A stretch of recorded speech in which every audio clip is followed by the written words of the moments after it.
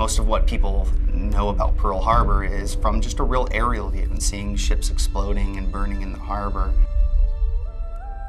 We have a really neat opportunity here to create that experience for players from the ground and put them smack in the middle of it.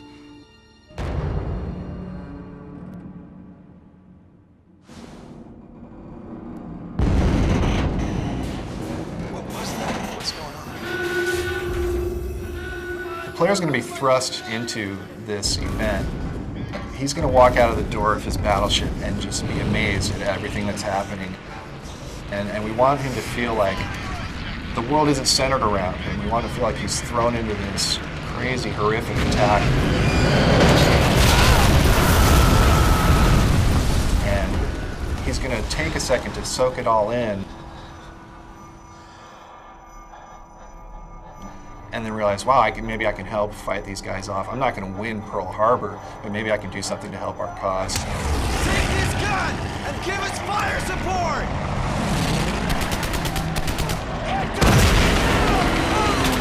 Throughout the game, a lot of the inspiration for the levels was taken from real live accounts. We did lots of research, read lots of books, listened to tapes, videos, movies. Reading about actual Medal of Honor recipients, what they did to receive these medals. They always say that reality is often more interesting than anything you can come up with, and I think that's very true in this case. Historically, the United States efforts were so different between the Pacific theater and the European theater. It was closer to two different wars than it was two different theaters. So we have a whole fresh palette of new environments and enemies that fought totally differently than our enemies in Europe did.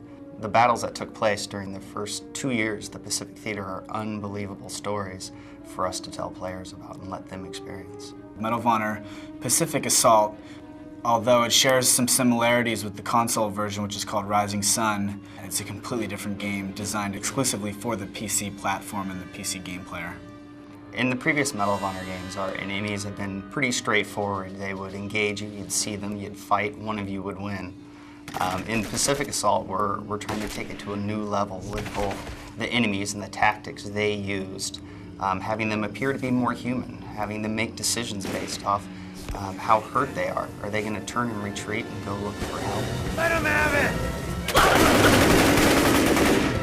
Instead of just single enemies that you're fighting one at a time, you might be fighting squads of enemies who have a leader who is giving them orders, telling them to fall back, telling them to flank. The squad will also have a morale level that changes based on the combat. So if I'm a Japanese soldier and I'm fighting you, my buddy gets shot, my morale is going to go down and I might retreat and go hide behind a rock now because I'm a little worried about what's happening. Or if my personality is different, I might instead pull out my sword and charge you. The technology is focused on recreating large, expansive environments. So we're talking about islands, we're talking about Pearl Harbor, we're talking about jungles, we're talking about things that haven't traditionally been modeled well in games. The new render in Pacific Assault will make the gameplay a lot more organic feeling. We'll be able to let the player roam around the world a little bit more freely to make it feel like not everything is planned, like they don't have to go from point A to point B to point C to complete the level. One thing we're really trying to do is create a tense environment, one where you're afraid that you're going to get shot and you really don't want to just go running up the middle of the road. Instead, you're going to be creeping from rock to tree to rock. We might add some more psychological features in there, maybe voices or whispers or a very eerie wind or something that's going to give it more of a moment. Every time that you replay the level, you're not always exactly hearing the same moments over and over again. We go out on weapon shoots with actual World War II weapons to ensure we record the right audio and our animators can see what it really looks like when you shoot one of these guns. They took damn near the entire Pacific with these things.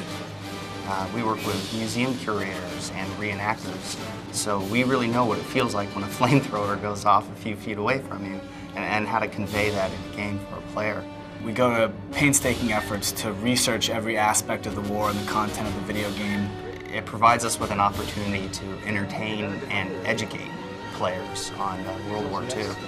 And having the opportunity to build games that are socially conscious is pretty rare these days, and something our team in Electronic Arts takes most seriously. It is the most horrific and harrowing moments in our history.